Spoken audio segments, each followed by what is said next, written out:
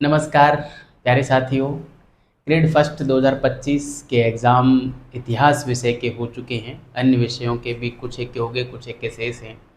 GK वाला paper भी इतिहास विषय का हो चुका है, यानी कि इतिहास विषय के विद्यार्थी एग्ज़ाम देने से फ्री हैं।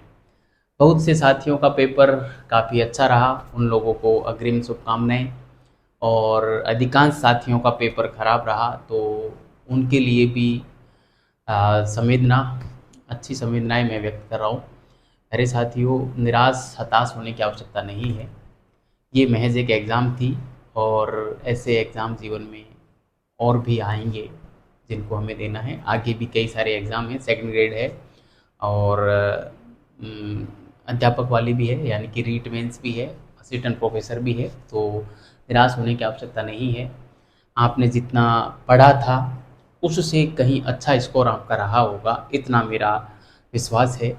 खैर, ये एक अलग बात है कि इस बार पेपर का लेवल बहुत ही शानदार था, खासकर जीके वाले पेपर का तो हम मात खा गए। खैर, हमें आरपीएससी से 2 कदम आगे पैर रखने चाहिए थे, और ऐसा मैंने जब अपने एप्लीकेशन सफलता विजन्स पर टेस्ट सीरीज स्टार्ट की थी, तब मैंने लोगों से कहा था कि पेपर अच्छे लेवल का आएगा।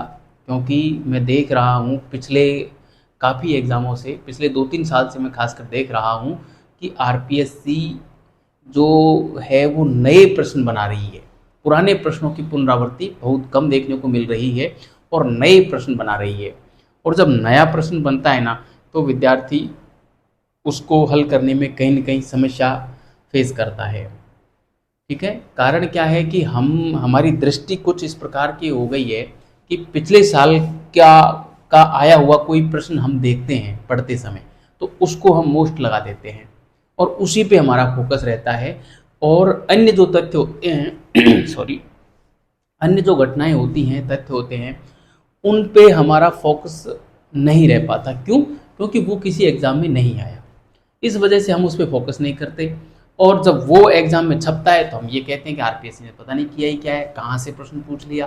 अरे भाई, वहाँ से ही पूछा है जहाँ से आपने पढ़ा है। आपने देखा होगा लगभग प्रत्येक कोचिंग वाला और प्रत्येक कोई भी पुस्तक वाला राइटर है, वो ये कह रहा है कि 80 से 90% प्रश्न अपनी पुस्तक से या अपने नोट्सों से होने का दावा कर रहा है। और ये बात सही भी है, लगभग 70-80% हर पुस्तक से कंटेंट छपा है। उसके बावजूद भी हमारी कंडीशन ख़राब है।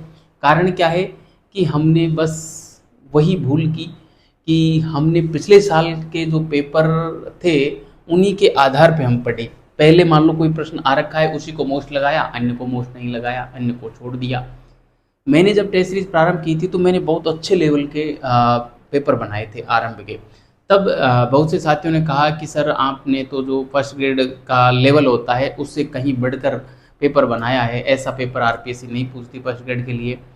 तो मैंने उस समय एक लेख भी लिखा था कि आरपीएससी का पैटर्न बदल रहा है, नए प्रश्नों की पुनरावृत्ति, नए प्रश्न ही बन रहे हैं, पुराने प्रश्नों की पुनरावृत्ति नहीं हो रही है। लेकिन लोगों ने जो है मार्केट में जितनी भी टेस्ट सीरीज़ें वगैरह चल रही थी उसके आधार पे अपना आकलन करते गए और वो आगे बढ़ते गए, एक मीठा जहर वो लेते गए। लेकिन उस मीठे जहर का प्रभाव आपको उस पेपर के दिन देखने को मिला जिस दिन आप एग्ज़ाम हॉल में बैठे थे। तो मैं यही कहूँगा कि जिन भी साथियों का पेपर खराब हुआ है उनको निराश हताश होने की आवश्यकता नहीं है। अपना खुद का विश्लेषण करना है कि हम कहाँ हैं, हमने कहाँ कहाँ गलतियाँ की हैं, उन गलतियों को हम पुनः न दोहराएं। और आगे आने वाली जो जो भी एग्ज़ामें हैं जिसमें हम बैठ रहे हैं, उस एग्ज़ाम में हम उन गलतियों को बिल्कुल भी नहीं दोहराएंगे, और हम हमारा बेस्ट से बेस्ट हम अगली एग्ज़ाम में देंगे, ताकि हम यहाँ नहीं तो वहाँ, और वहाँ नहीं तो कहीं दूसरी जगह सेलेक्ट होंगे ज़रूर। ऐसा नहीं है कि जीवन खत्म हो जाएगा, जीवन खत्म नहीं होगा प्यारे साथियों।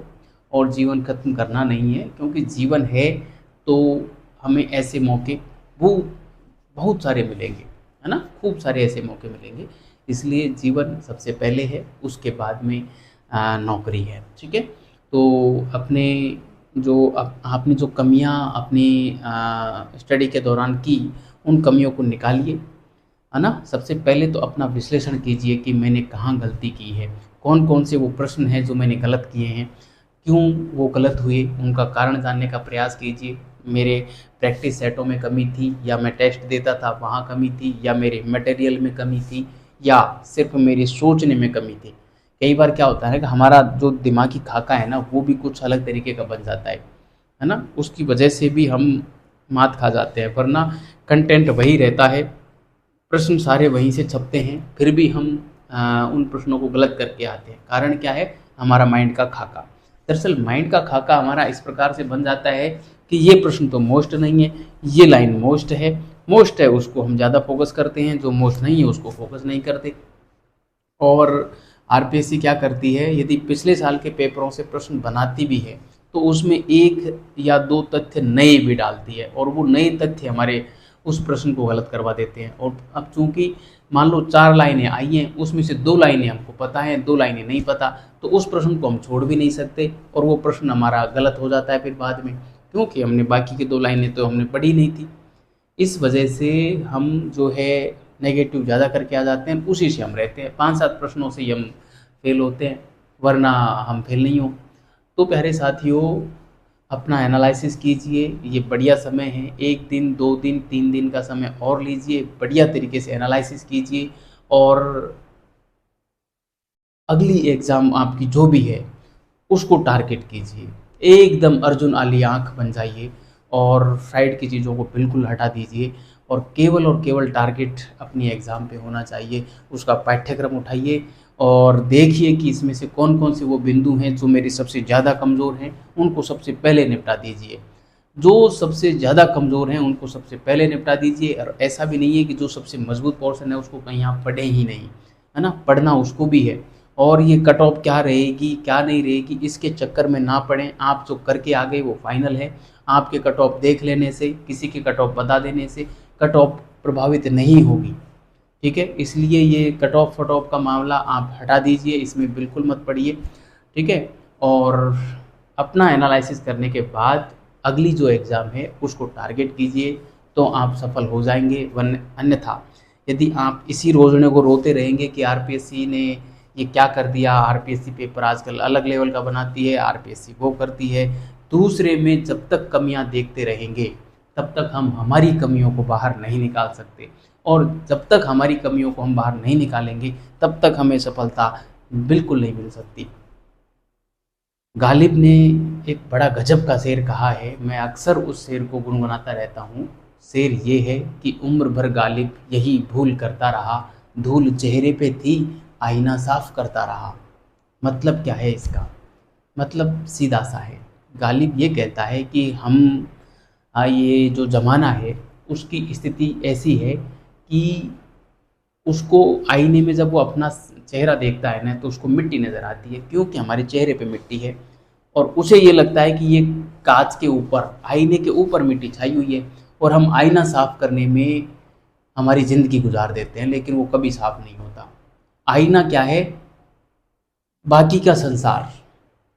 और हम चेहरे पे मिट्टी है, हमारे चेहरे पर हम अपने चेहरे की मिट्टी को हटाना नहीं चाहते। मतलब हमारे चेहरे की मिट्टी का मतलब है हमारे अवगुण, हमारी कमियां, उनको तो हम निकालना नहीं चाहते। हम दूसरे में कमियां देख रहे हैं, दूसरे की कमियों को निकालने में लगे हुए हैं कि आरपीएससी में ये कमी है, फलाना टीचर में ये कमी है, फलानी पुस्तक में ये कमी है, उसकी टेस्ट सीरीज में ये कमी है। मतलब दूसरे में कमियां निकालने में लगे रहते हैं, लेकिन कभी खुद का एनालिसिस नहीं करते। जिस दिन हमने अपना एनालिसिस कर लिया उस दिन हम जीत जाएंगे, उस दिन हमारी विजय निश्चित है। प्यारे साथियों, ध्यान रखना। तो मैं इसी पंक्ति के साथ जो गालिब ने कही है कि उम्र भर गालिब यही भूल करता रहा, धूल चेहरे पे थी, आईना साफ करता रहा। ये गलती हमें नहीं करनी है, इस गलती को हमें सुधारना है, तो हम सफल हो जाएंगे। तो प्यारे साथियों, आशा करता हूँ कि ये सेशन आप लोगों के लिए बड़ा हेल्पफुल रहेगा, और आप अपना खुद का एनालिसिस आज से ही करना प्रारंभ कर देंगे, और 1 दिन, 2 दिन, 3 दिन या मैक्सिमम 4 दिन में अपना एनालिसिस करके और आप अगला अपना टारगेट फिक्स कर लेंगे, और उस टारगेट को साधने के लिए साधना में जुट जाएंगे। धन्यवाद।